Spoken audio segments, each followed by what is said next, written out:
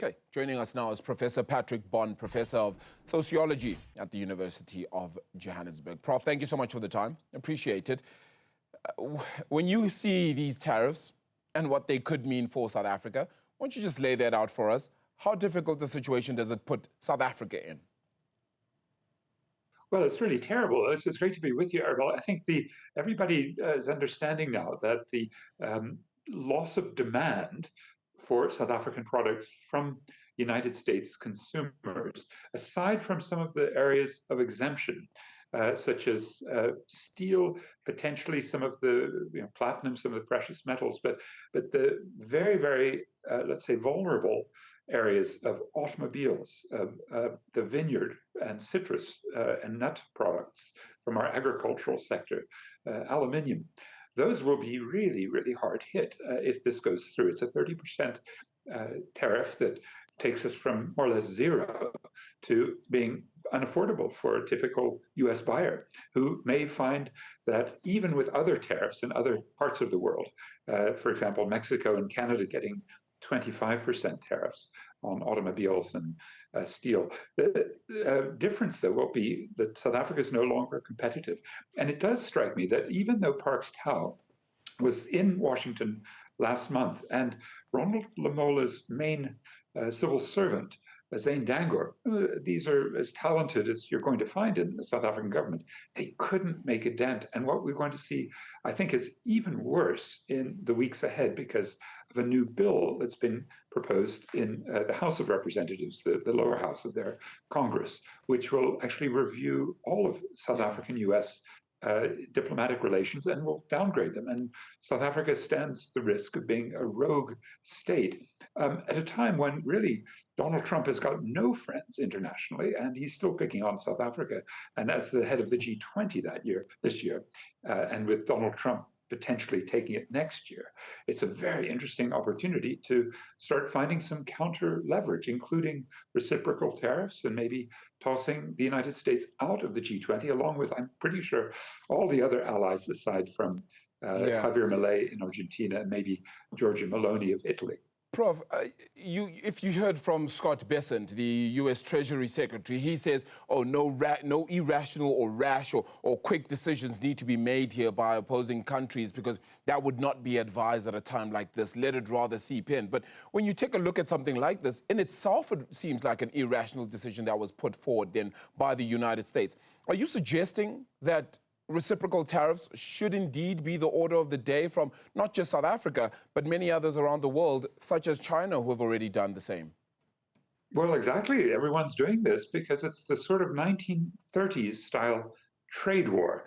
In the US in 1930, there was a law called Smoot-Hawley, which began this, and it led to a Great Depression. So it is potentially catastrophic and will force South Africa to do, I think, what happened in the 1930s, which was to turn inward and to look at more industrial development locally. This is when South Africa's manufacturing industry boomed because there was so little international trade. And then during World War II, trade became very dangerous because of the German submarines, the U-boats.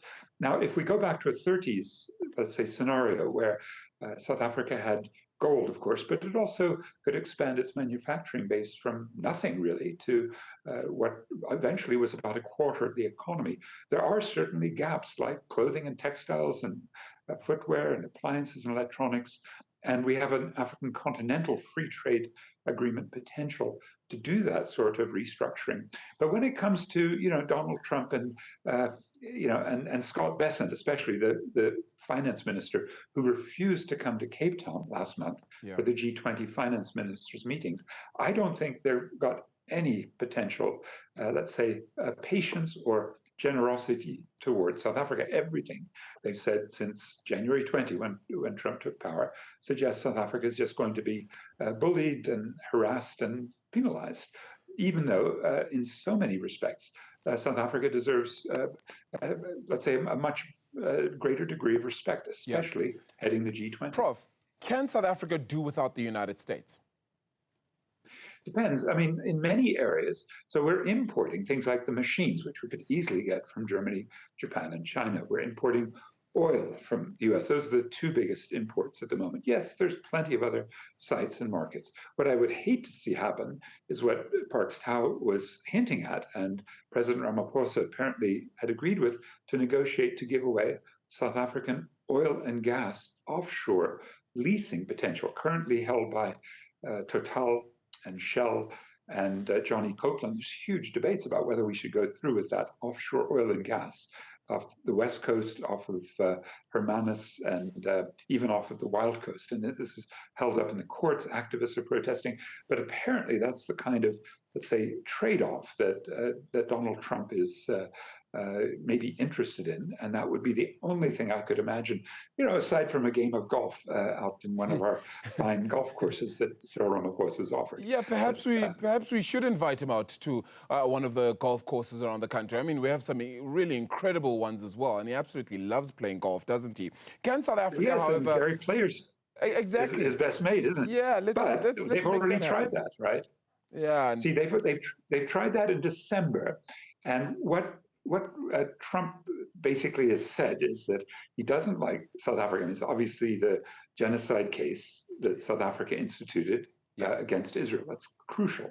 It's also the membership in the BRICS, and Trump is terrified that the US dollar could be displaced somehow if the BRICS do go through with their rhetoric on de-dollarization. There's relationships with Iran and Russia and China that the US doesn't like, and those aren't going to change, are they? And it's particularly affirmative action, because that's what Trump and Musk are trying to eradicate. No more DEI, diversity, equity, and inclusion. And when Marco Rubio, the foreign minister, rejected coming here in February for the foreign ministers meeting of the G20, he said it's because sustainability and equality and solidarity, the three key words of the G20 this year, remind him too much of DEI and climate. Now, this is a time where it's obvious, I think the rest of the world is agreeing, it's time to delink. And as I say, I think it's only Argentina's president, Javier Milei, and it's Giorgia Meloni, who in the G20 might stick up for Trump if they put it to a vote off the island for a step to the United States. So, Prof, do you have a chance of fixing these relations? Because ultimately, government stance here is we want to fix these relations. We still would like to send a delegation to the US. Even the AGOA meeting that is meant to happen later this year, which was initially meant to be in I think it's in South Africa, has ultimately been moved back to the United States. And the hope is that there still will be some sort of conversation to at least find a middle ground somewhere. Should we even be that worried, considering this is the same president who's now tariffed his biggest ally, or one of his biggest allies, that is, being Israel? Well, he's tariffing everything and everybody. And my gut feeling, AGOA is finished. I mean, it's meant to sort of go until September. But right now, these new tariffs, they start next week. And they just eradicate any benefit from AGOA on many products. Now, of course, there are a few exemptions. So Angola will still send oil to the US, and steel is one of the exemptions, copper for Zambia. So it's not a complete write-off, but effectively AGOA is dead. And I don't think, every indication so far, and especially that small group of white South Africans around Donald Trump, which is Elon Musk, Peter Thiel, David Sachs, and Joel Pollak. And they've really made it clear that they want to keep hammering away South Africa because it does represent a society that's gone through a major change to eradicate official racism and have one person, one vote in a unitary state. And it's pretty obvious, in addition to the other foreign policy positions, that the US can't handle that. And now, yes, go ahead. Sorry, to what end? So if all those South African-born people around Donald Trump are telling him to keep hammering South Africa, to what end? What is the end goal here? Oh, it's obviously a demonstration. What Donald Trump is trying to do across the world, what he's doing right now in Yemen, what he's trying probably to do with Iran, if the war breaks out there, and China and the South China Sea, is project that sort of military power of the paleo-conservative and neoconservative ideology, that is, make America great again. But he's rejecting the neoliberal, that is the free market agenda. And that's why, as we heard from Parks Tao, the WTO is a complete crisis zone. Even China is desperately trying to pick up the pieces. But now the WTO, all its rules are just being violated. So what we heard on Wednesday. Let me close out with this then, if I may then, Prof. Sorry, because I've run out of time then very quickly. Can we wait it out, the 4 years, or is it going to be the job then of the private sector to play a critical role in this as well? Yes, and it's maybe worse in 4 years when Trump's replacement, or he may stay in if he violates his own constitution, but if it's J.D. Vance, could be much worse. And I think that means really a longer-term restructuring away from an export-oriented model, where minerals go out, to some extent the luxury vehicles, which are petrol and diesel, not electric. These are the sorts of things I think if we rethink and we reallocate the electricity, for example, that goes into the aluminium that goes to the US, we could do much better with labor-intensive industry, small businesses, households. We could look inward, go to the African continent. We have the 1930s as an example, which I think we're about to relive again.